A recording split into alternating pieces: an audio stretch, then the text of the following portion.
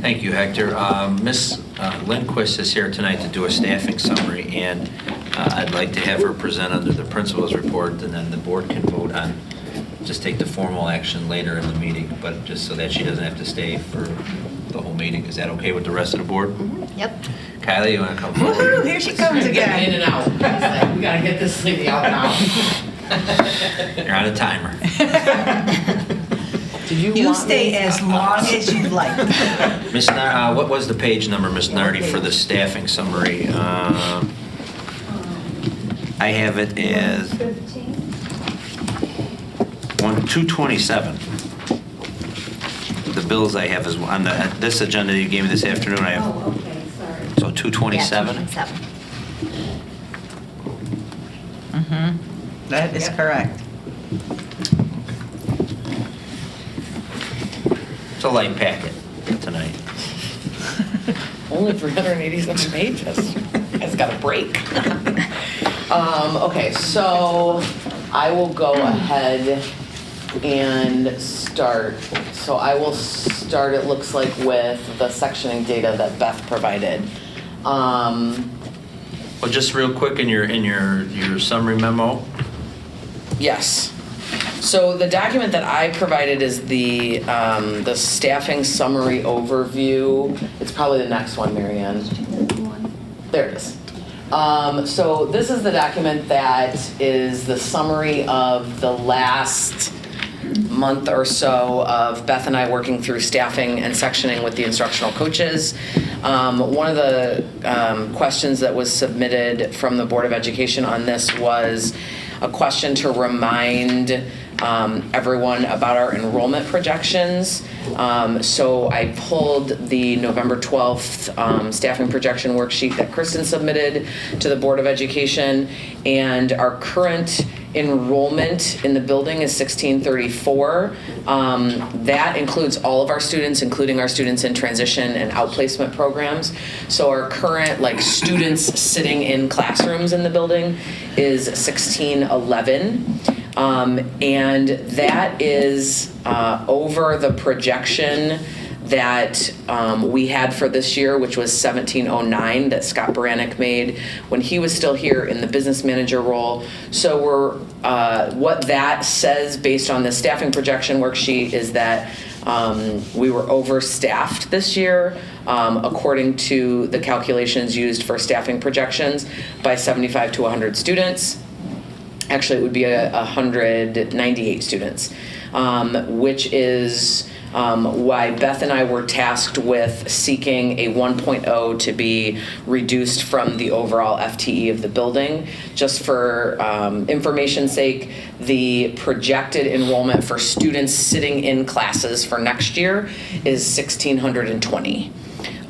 So on the document, it showed a projection of 1683, but we're actually looking at 1,620 students in seats for next year, which is how we landed on looking to trim our FTE from 106.4 to 105.4. This staffing summary, as you can see it, lays that out for you. If I'm looking at the left, the very first column gives you an idea of staffing this current school year, the 1920 school year. The middle column is what is projected for next year based on the sectioning that we have done with the instructional coaches. The change shows you where we made those cuts to FTE. So if you take a look all the way down, the top is the department average for where we made cuts. So you're looking at English, math, science, and social science. And then the required FTE, so those are things that are kind of untouched typically. So there aren't many areas where we've cut there. There are a few. So for example, adaptive PE, we always have to run for our students who have physical limitations. So that's something that always goes in. Our academic interventionist, that goes in as the person who is grading our APEX courses. Our instructional coaches are there. Where you're going to see Some increases are in the social work and the counseling area in order to make all of this kind of jive with trying to take out that 1.0. We've reduced our instructional technology release periods. We have taken back the dean's office, assistant dean, because we will be hiring a new full-time dean to replace Dean Sibley when he retires at the end of the year. And we cut our algebra academic support, which is, those are the teachers that are dispatched to academic support courses to help students come up to benchmark in algebra. This current year, I think we had 88 students needing algebra academic support, and we're dropped to about 57 for next school year, so that's where that number came from. How would we know? Because that dean's office, when I saw you go down to 0, and according to the student handbook, the dean's office handles the student attendance. How would we know that you're actually having a full FTE? Well, it's not it's really an FTE, the administrative. deans are administrative. Because, so we don't count that into. Correct. We so- had a Right. .2 a few years ago. Neil DeGetti started as a .2 as like a release period or on a stipend, and Lori Sullivan, and we took it away for a year, then we added it back to kind of have someone shadow Dean Sibley in his last year to see if that we had an internal candidate. So Okay. we'd pull that back next year. Okay, so their position doesn't That's even. administrative. It's It's not administrative. exact Yeah. FTE. Okay, fantastic. So then you can see too, the unassigned FTE portion, the .2 that we had this year versus next year, we have a 0 unassigned FTE. So we have built in our room for transfer students within that 105.4 for next year. Beth is excellent at knowing where transfer students go. She's been doing this a long time. So we have sort of padded those areas that are high incidence areas for students to transition in. When students transition in, we need a PE for them. We typically need some elective space for them. So we build in spaces like in our drawing and painting courses. We typically see students potentially, if they transfer in, needing interventions. So we make sure that we have enough room for students to go into so that we can stand at that 105.4 and Beth can feel confident that she's going to have room for her transfer students to go in there. What was the projection in November? I think you put it in your memo. Projection in 105.1? The projection in November, that you prepared the board for was 105.2. And so we're up a little bit from that 105.2 because we added some in counseling and social work. Okay. The other thing that we added on this document, we had a couple board members ask for this that hasn't been here in the past, for those of you that have seen this before, is on the right-hand side where all those class averages spit out. We put at the bottom the overall class average of intervention courses so that you have an idea not only of what those courses are, but where we're staffing those courses in terms of the number of students that are in those courses. We run intervention courses considerably lower because those are our students that are most struggling population. Students in pre-algebra or in reading are students who have significant deficit when they come into the building in both reading and math skills. So we lower those class sizes to be able to support those students within the intervention. So questions on this particular sheet before I go to the courses under CAP and the ones for board approval? And we went through all those courses with the Finance Advisory Council, especially Yes. the core areas, to make sure no courses were being scheduled over what the proposed caps, correct? Yes, we did. Okay. I just have a question on the Calc BC. That's it. I remember there was a time when we had 6 students and we were running it low. Just Wait, grateful I to don't think have. she I'm has not there yet. That's on this sheet. If So- we're good on there, I can move to that sheet. So, no, there's extra allotments above what we had this year, and those are for social work and an additional counselor in that department. So when we did the staffing with Kylie and Beth, well, the board had already discussed about, we're at 2.6 social workers, adding a .4 social work to support the mental health with our students. We also added a .4 on counselors because we're going to be doing more after the workshop, more career and vocational from the counseling side. So each counselor's caseload will be slightly lower, but at the same time, they'll be picking up some career responsibilities. To and some track things. those the indicators that ISB has put out with regard to what considers a student college and career ready with the volunteer service hours. So student services is going to take over in the first year, tracking some of that, because at this point there's not a lot of understanding, even I don't think at the state level, of how are we going to track that. So Another unfunded, another unfunded mandate, unfunded, sure. unthought out mandate by the state of Illinois. That, Shocking. you know, Beth and Dr. Skinkis and I talked through why it would be a good idea to have that sort of live in the student services department, at least for the first year, until we get a real handle on how that's going to work. Good, so their caseloads are going to go down a Their little bit. caseloads are going to go down, yes.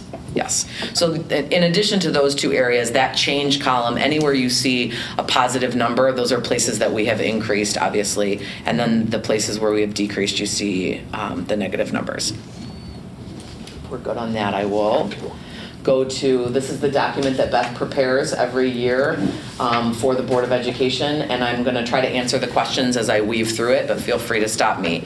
That top chunk, that top chart, those are classes that are under 20, and we are putting those up for board approval to allow us to run those classes under 20. There was a question submitted about whether any of these courses could be offered on a rotational, like an every other year type basis, to be able to give students the opportunity to take them, but maybe not run them every year. The only course in this list that could be done that way would be AP Music Theory, and that's our intention to do with AP Music Theory. You know, we've had students that have come through and not been able to take that course in all 4 of their years. So what we're trying to do now is put that on. It could even, in theory, be every third year rotation. AP Music Theory is not a capstone course. There aren't courses that build up to AP Music Theory like there are that build up to AP Calc BC. So AP Music Theory does not have to be taken in a student's senior year or as a student's capstone to their music program.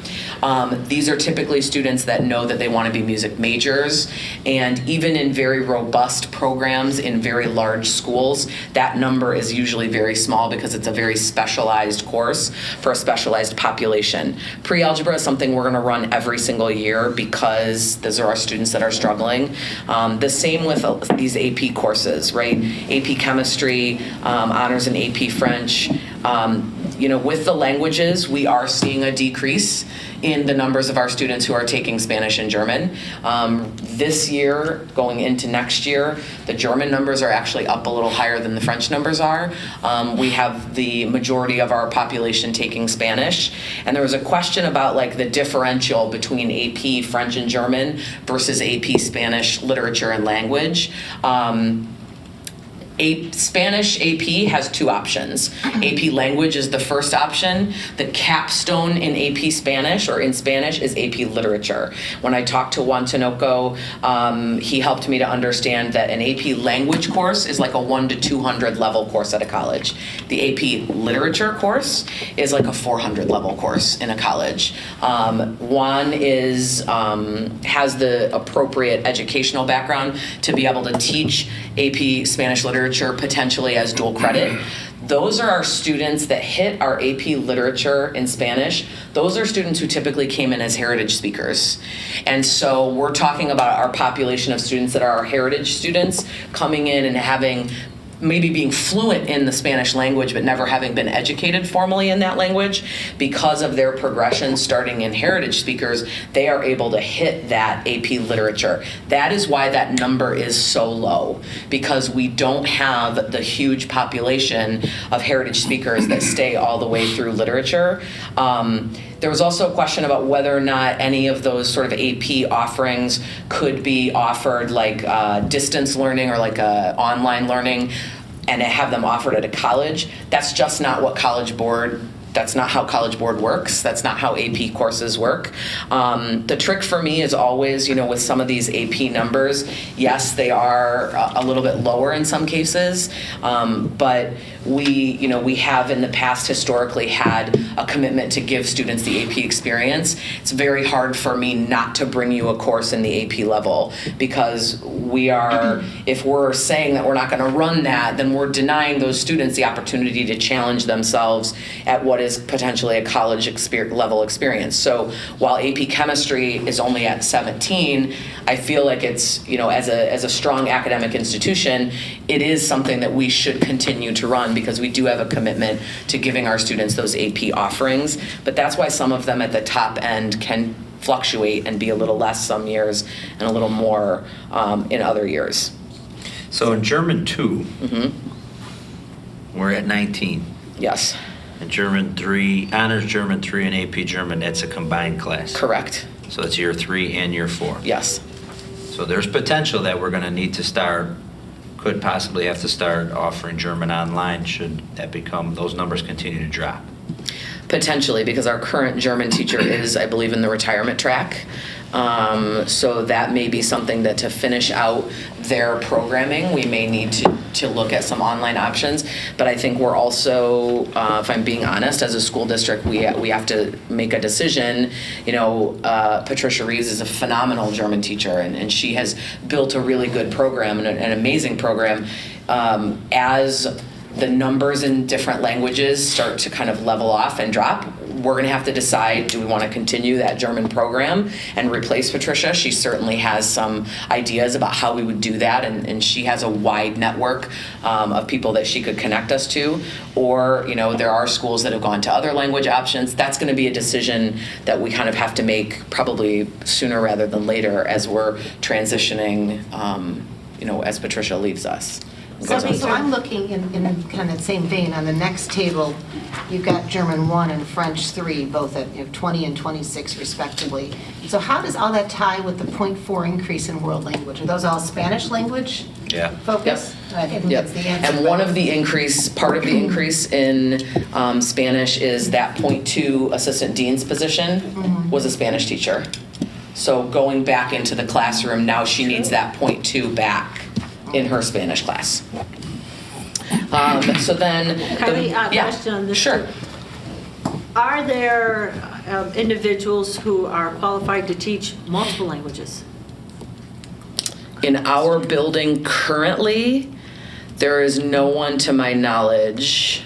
But if we were to replace... I'm not positive about Laurence. Ms. Reeves, possibly somebody who spoke German and Yes. another. And so they could do Patricia, it that is something that else. Patricia has talked to me about, finding someone. And she said that very often with students who go to pursue education in German, she says very often they get a dual certification because there's an understanding that there aren't as many people taking German. So a school might have a few German classes and maybe that person needs to teach something else. So she's very confident that there are qualified people that would have a dual certification. We wouldn't know until we, posted and vetted for that. But yes, absolutely.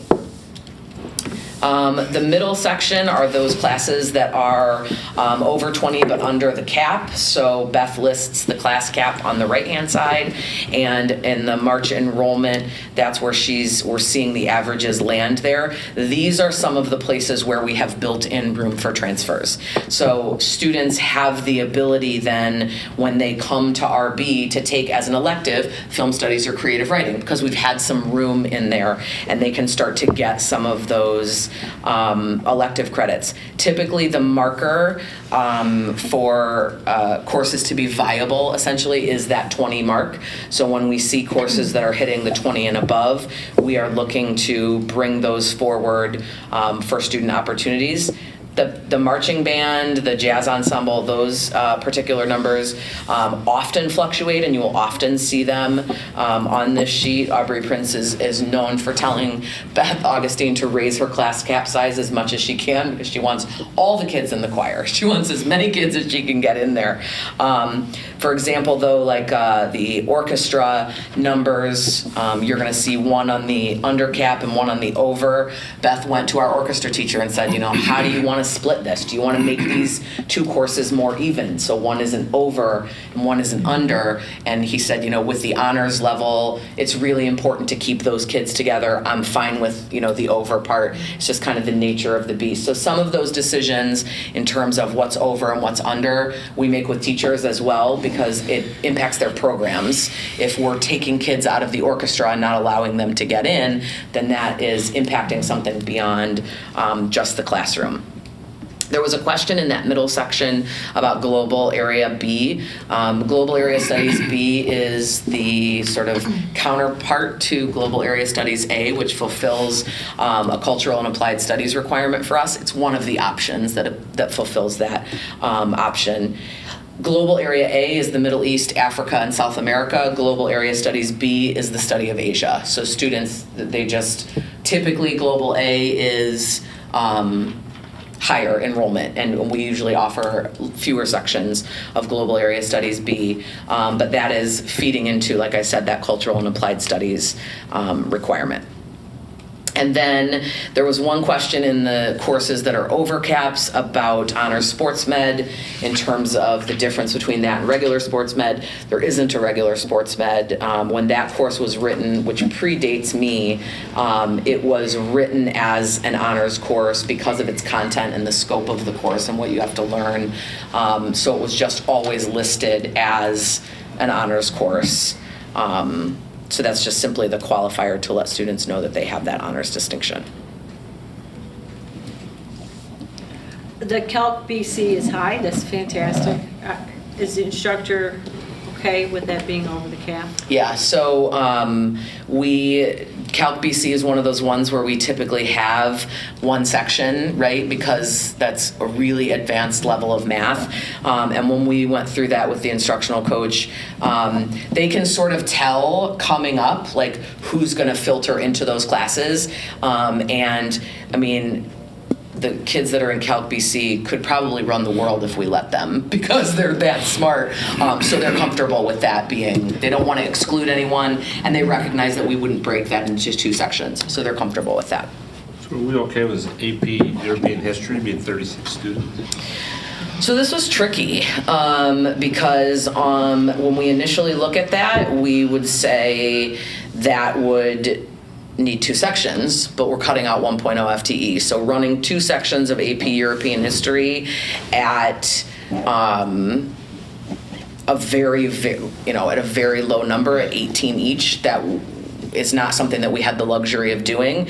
So what we're doing with AP history is oftentimes when there's a singleton, and AP US history only having one section is a singleton. Once you get it on the board, students conflict out sort of naturally, because if I want to take that as a singleton and I want to take these wouldn't be the classes you would take together. It's just for kind of analogy purposes. If I want to take calc and I want to take Euro and I want to take madrigals, those are all three things that are one period. If any of those are offered at the same time, now I have to make a decision because I'm one person, I can only go to one place. Also with those students that are in AP Euro is a tough course, and I feel like some students, families maybe, it's a sophomore level, and I don't know that people realize necessarily how tough that is. So there's some transcript review that has to happen to make sure that all of the kids that want that course have the academic sort of ability to go into it and be very successful. So we ensure that we're not setting kids up for failure. So there's some conflict out and some transcript review that will happen there. That course will not run at 36. There will not be 36 kids in that room. They won't all get in. So that's kind of how that ends up washing up. And that's another one that's kind of on the fence. We're running the AP history at 18, but we're running the AP chemistry at 17, the AP Spanish at 17. Right? Yeah. So I'm a little confused why we wouldn't run the AP history at 17. Well, the 20 If we and needed to. the 17 and the ones you're asking about they're less than 20. They don't even have 20 kids signed up. So there's a chance some kids can conflict out of that as well. Right, so they could go from 17 to 15. Or 12. Or 12. So in theory, you would end up with like 12 kids in class. Right, so we Where asked. do I sign up? We asked As the teacher. Right, we asked for I think board that's approval on creepy that. So when there's before too we few. split the section, we see who conflicts out. If they come to me in June and say, no one's conflicted out, we may need to add an extra section. Then I just come to the board. 36. Yeah, then I just come Yeah. to, right, we had that a Yeah. few years ago with the bio. Okay. And there, And that becomes an FTE issue then, though. Wait, what do you mean FTE issue? if we come and say we need another section. Because we don't have that built-in .2 .2. It is not built in, no. That would be a point two, right? Another section, yeah, of a Yes. year-long course is a .2. Right, we would just come to you and say, instead of 105.4, we need to go to 105.6. And kind of the rationale behind that, to your question, the AP Music Theory we're putting up there because we've tried to run it for 5 years and we haven't been able to. So that's one that we really are committed to figuring out, how do we get a rotation in place, right?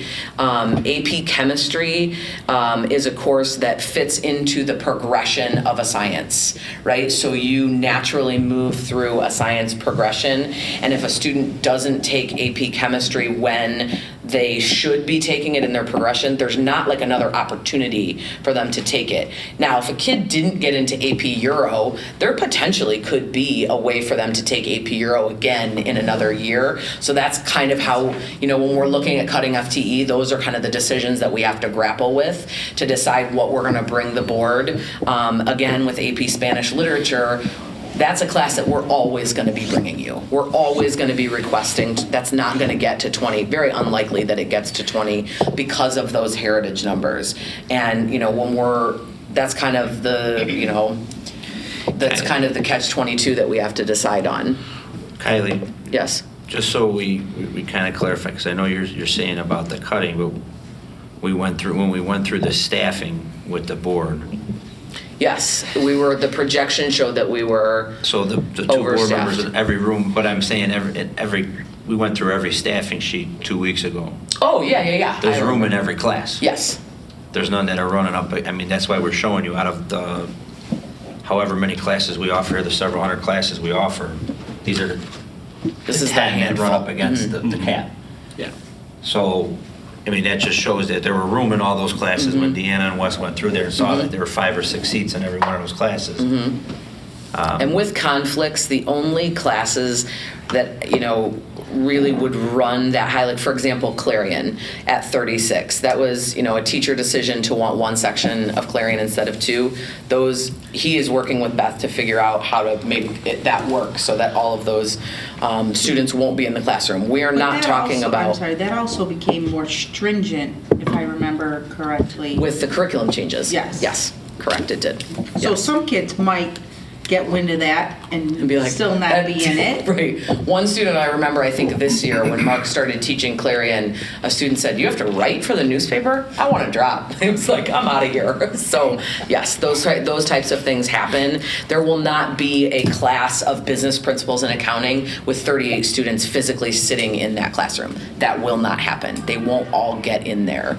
This is just kind of a summary of where we are at this point. And so the board understands why we're approving this tonight, is because under the school code, we have to give any notification to any teachers. If the board says, hey, we don't want to approve these classes under 20, to align with board policy. And so then if we have to make any staffing reductions or reductions in force, that all has to happen 45 school days before the end of the school year. So that's why we do this in March. So it's always easier to add back if there's a conflict or there's overcrowding. We can always add back, but you cannot take away. So there's been some discussion, well, why do you project out in November? Why do we do staffing? Because to fit into the guidelines that the state offers in regards to reduction in force and some of those things, you need to know these decisions now. Yeah, that's the law, that's Right. Illinois school code. Then if there's, like Kylie saying, okay, if she comes to us in June or July and says, hey, none of these kids are conflicted out, none of them are dropping, we should probably add this extra .2. You can always add, but you can't subtract. So that's why you have to do it under this timeline. So I have one last question, and I don't need to know the detail, I'm just curious about if we have this existing.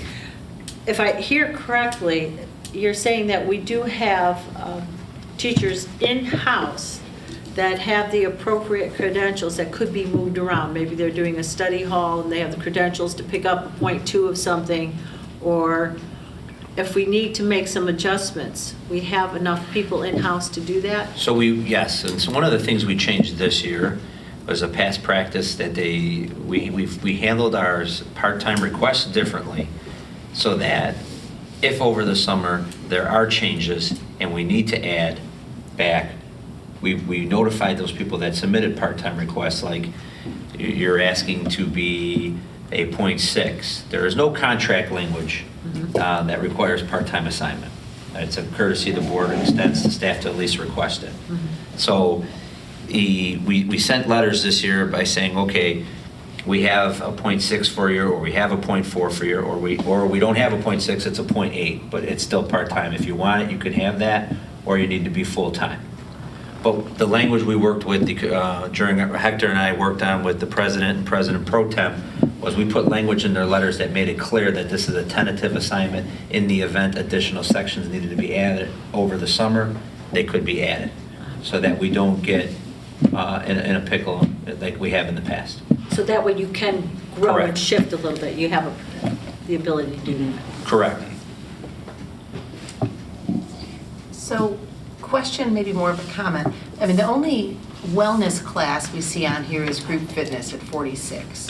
Is it unusual not to see anything else below So the leaders cap? training is actually a wellness class Okay. also, and so is dance too. Okay, I apologize. No, that's okay. But there are more wellness classes, correct? Oh, yeah, these are just the ones that are over the cap. Right, Yep. right. Yeah, yeah, we have a lot of wellness classes. I guess I'm just matching this up with where we're looking at changes in terms of staffing, and there's no changes in the wellness area, so that's just a note. Yeah.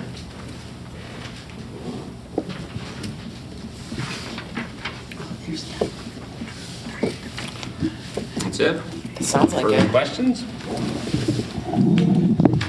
Well, I guess the pink elephant in the room is, we're going to be okay with our science, our lab classes. We're making sure that we Yes. have appropriate, Yes, stations, every seat and a chair has a Yes. station. Okay. yes. Yep. Thanks, Kylie. You're most Thank you. welcome. Thank you, Kylie. Thanks for Yes. staying. No problem. It's a whole look.